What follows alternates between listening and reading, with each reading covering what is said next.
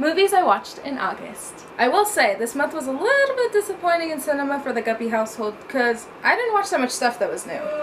These are all the movies that I watched this month, with the movies at the top being the ones that I liked the most and the movies at the bottom being the ones that I didn't like as much. And let me tell you, there were a few that I didn't really like that much.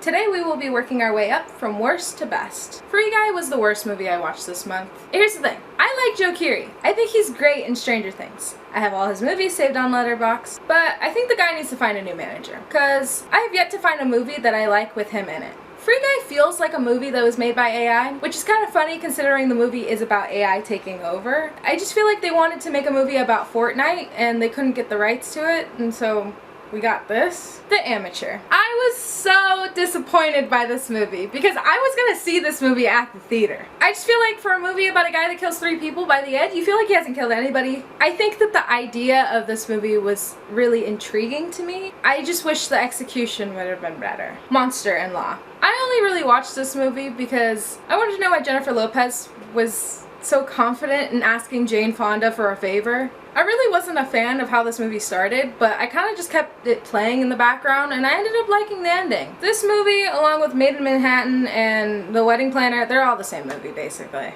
The Twilight Saga Eclipse. As someone who's watched the Twilight movies probably 1,000 times, this was the one I used to really like growing up, but I feel like it's changed recently. I recently showed my boyfriend this movie, and when we watched it, he told me it was like a Marvel movie in the way that like a whole bunch of happens, but like at the end it doesn't really matter. And like I can't help but feeling like he's right.